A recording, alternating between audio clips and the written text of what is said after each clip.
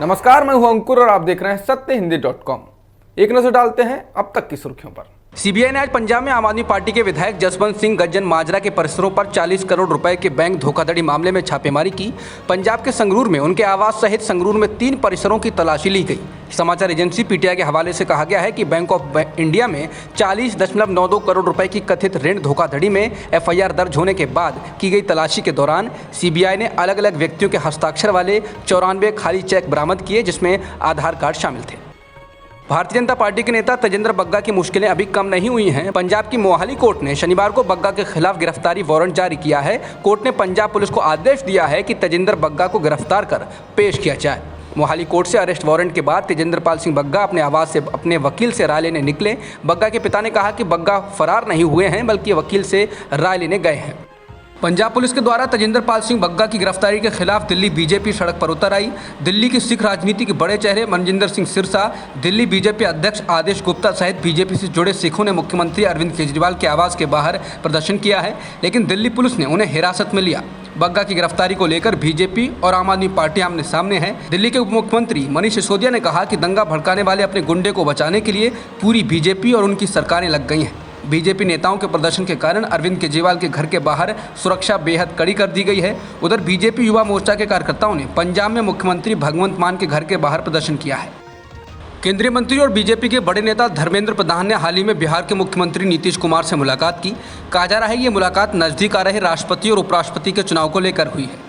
बिहार की सियासत में इन दिनों नीतीश कुमार के रुख को लेकर चर्चा तेज है। नीतीश कुमार ने बीते दिनों में आरजेडी के साथ नजदीकी बढ़ाई है और ऐसे कयास लग रहे हैं कि नीतीश कुमार एक बार फिर बिहार में सियासी उलटफेर कर सकते हैं। बीजेपी के खेमे में भी नीतीश की आरजेडी से बढ़ रही नजदीकी को लेकर चर्चा स्वाभाविक रूप से हो रही है, क्योंकि राष्ट्रपति और उपराष्ट्रपति के चुनाव में एनडीए के उम्मीदवार की जीत के लिए बीजेपी को एनडीए में शामिल सहयोगी दलों का समर्थन हर हाल में चाहिए। इसलिए धर्मेंद्र प्रधान ने नीतीश से मिलकर उन्हें मनाने और उनकी मन की बात जानने की कोशिश की है।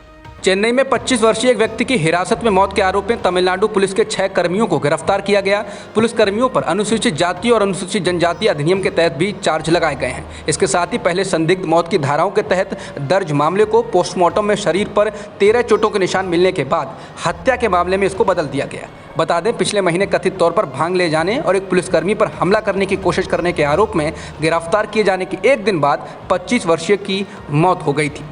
मामले में एक सब इंस्पेक्टर, एक कांस्टेबल और एक होमगार्ड को सस्पेंड कर दिया गया है। कल कई पुलिसकर्मियों को पूछताछ के लिए बुलाया गया था।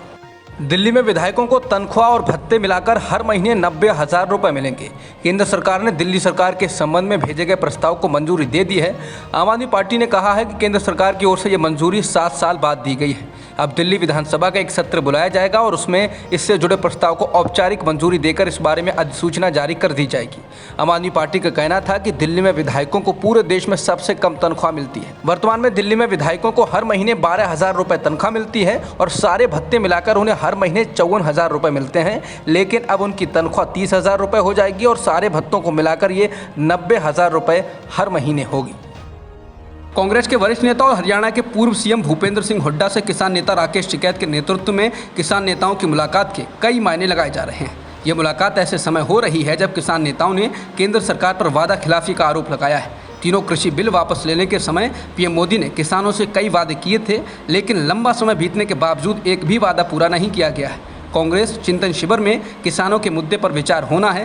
कांग्रेस अध्यक्ष सोनिया गांधी ने हुड्डा को किसान और कृषि समिति का संयोजक बनाया है। कांग्रेस की इस समिति को चिंतन शिविर में कई प्रस्ताव पेश करने हैं। हुड्डा ने इसीलिए राकेश टिकैत के नेतृत्व में किसान नेताओं को दिल्ली में अपने आवास पर आमंत्रित किया था, ताकि उनसे मिली सूचना के आधार पर प्रस्ताव तैयार किए जा सकें।